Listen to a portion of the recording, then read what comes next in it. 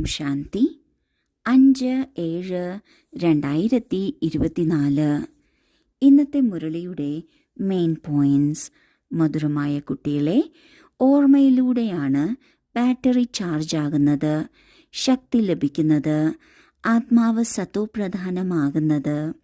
ഇതിനാൽ ഓർമ്മയുടെ യാത്രയിൽ വിശേഷ അറ്റൻഷൻ നൽകൂ. ബാബ ഇന്ന് ഓർമ്മയെക്കുറിച്ചാണ് പറയുന്നത്.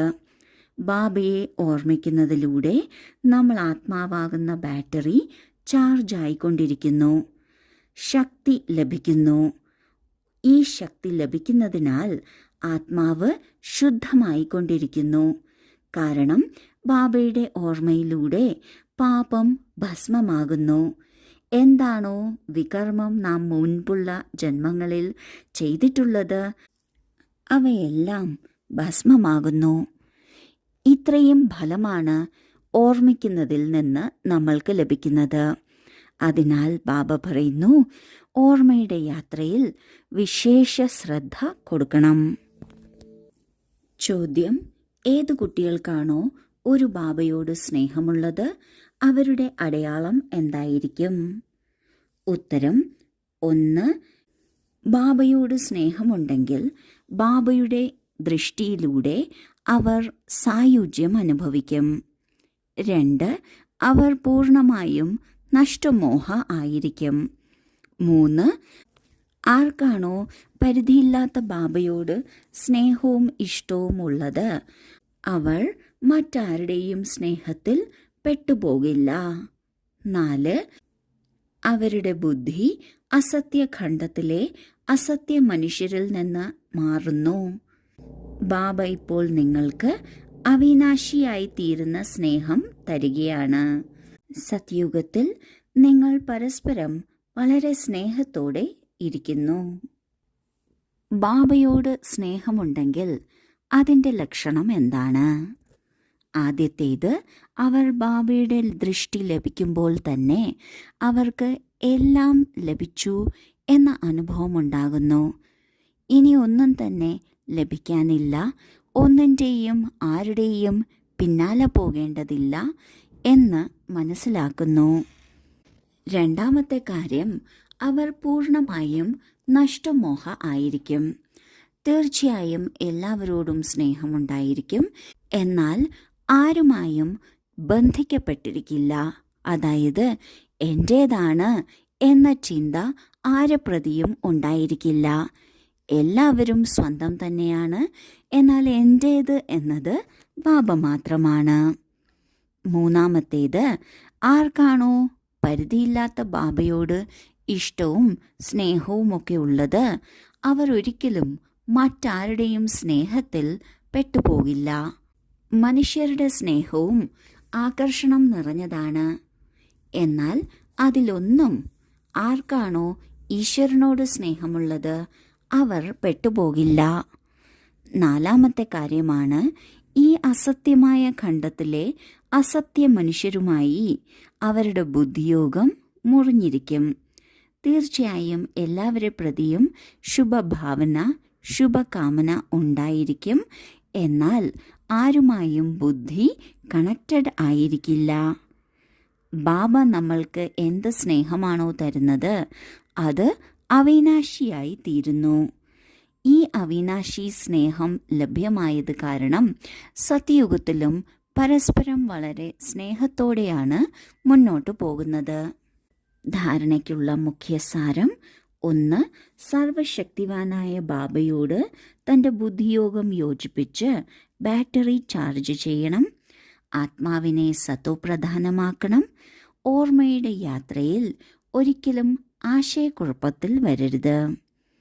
2. പഠിത്തം പഠിച്ച് സ്വയം തൻ്റെ മേൽ കൃപ കാട്ടണം. ബാബയ്ക്ക് സമാനം സ്നേഹസാഗരമാകണം.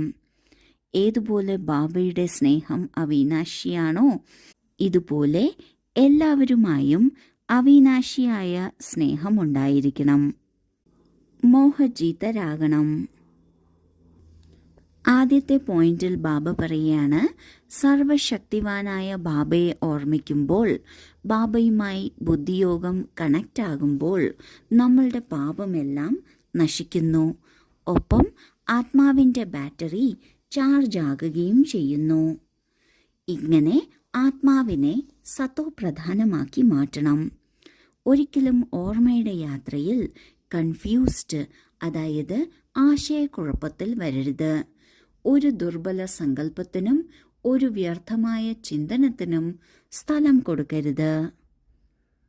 രണ്ടാമത്തെ പോയിന്റിൽ ബാബ പറയുന്നു, സ്വയം തൻ്റെ മേൽ ദയ കാട്ടുക അർത്ഥം നാം പഠിത്തം നന്നായി പഠിക്കുക എന്നാണ്. പഠിത്തത്തിലൂടെയാണ് നമുക്ക് ഭാഗ്യം ശ്രേഷ്ഠമാക്കാൻ സാധിക്കുന്നത്. അതിനാൽ പഠിത്തത്തിൽ പൂർണ്ണ ശ്രദ്ധ നൽകണം. നാം സ്നേഹസാഗരൻ്റെ കുട്ടികളാണ്. അങ്ങനെയുള്ള സ്നേഹസാഗരൻ്റെ കുട്ടികളായ നമ്മൾ സ്നേഹസാഗരമായി തന്നെ ഇരിക്കണം. ഏതുപോലെ ബാബ നമ്മൾക്ക് നൽകുന്ന സ്നേഹം അവിനാശിയാണ്. എന്തു തന്നെയായാലും അതിൽ മാറ്റം വരുന്നില്ല. അതുപോലെ നമ്മൾ മറ്റുള്ളവർക്ക് കൊടുക്കുന്ന സ്നേഹവും അവിനാശി തന്നെ ആയിരിക്കണം. എന്നാൽ മോഹജീത്തും ആയിരിക്കണം. ആരെയും എൻ്റേത് എന്ന് കരുതരുത്. എല്ലാവരും സ്വന്തം തന്നെയാണ്. എന്നാൽ എൻ്റേത് എന്നത് ബാബ മാത്രമാണ്. വരദാനം തിരിച്ചറിയാനുള്ള ശക്തിയിലൂടെ മധുരമായ അനുഭവം ചെയ്യുന്ന സദാ ശക്തിശാലിയായ ആത്മാവായി ഭവിക്കട്ടെ. ഈ തിരിച്ചറിയാനുള്ള ശക്തി വളരെ മധുരമായ അനുഭവങ്ങൾ ചെയ്യിക്കുന്നു. ചിലപ്പോൾ സ്വയം തന്നെ ബാബയുടെ കൺമണി ആത്മാവ്, അതായത് നയനങ്ങളിൽ ഇരിക്കുന്ന ശ്രേഷ്ഠ ബിന്ദുവാണെന്ന് തിരിച്ചറിയൂ. ചിലപ്പോൾ മസ്തകത്തിൽ തിളങ്ങുന്ന മസ്തകമണിയാണ്. ചിലപ്പോൾ സ്വയം തന്നെ ബ്രഹ്മബാബയുടെ സഹയോഗിയായ റൈറ്റ് ഹാൻഡാണ്. ബ്രഹ്മാവിൻ്റെ കൈ ആയി മനസ്സിലാക്കൂ. ചിലപ്പോൾ അവ്യക്ത ഫരിഷ്ത സ്വരൂപത്തിൽ തിരിച്ചറിയൂ. ഇങ്ങനെ തിരിച്ചറിയാനുള്ള ശക്തി വർദ്ധിപ്പിക്കൂ. എങ്കിൽ ശക്തിശാലിയായി തീരും. പിന്നെ ചെറിയ ഒരു കറ പോലും സ്പഷ്ടമായി കാണപ്പെടും.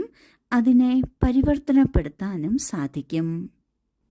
തിരിച്ചറിയാനുള്ള ശക്തി അല്ലെങ്കിൽ അനുഭവിച്ചറിയാനുള്ള ശക്തി ഉണ്ട് എങ്കിൽ പലതരത്തിലുള്ള അനുഭവങ്ങൾ നമ്മൾക്ക് സ്വന്തമാക്കാം.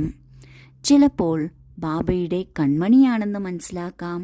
ചിലപ്പോൾ മസ്തകമണിയാണെന്ന് മനസ്സിലാക്കാം. ചിലപ്പോൾ ബ്രഹ്മാവിൻ്റെ കൈകളാണെന്ന് മനസ്സിലാക്കാം. ചിലപ്പോൾ അവ്യക്ത ഫരിഷ്തയാണെന്ന് മനസ്സിലാക്കാം. ഈ അനുഭവങ്ങൾ ഉണ്ട് എങ്കിൽ നമ്മളുടെ ഉള്ളിൽ എന്തെങ്കിലും കറ ബാക്കിയുണ്ടെങ്കിൽ അത് സ്പഷ്ടമായി കാണപ്പെടും. അതിനെ സഹജമായി പരിവർത്തനപ്പെടുത്താനും സാധിക്കും. സ്ലോഗൻ: സർവരുടെയും ഹൃദയത്തിൽ നിന്നുള്ള ആശീർവാദം എടുത്തുകൊണ്ടിരിക്കൂ. എങ്കിൽ താങ്കളുടെ പുരുഷാർത്ഥം സഹജമായി തീരും. ഓം ശാന്തി.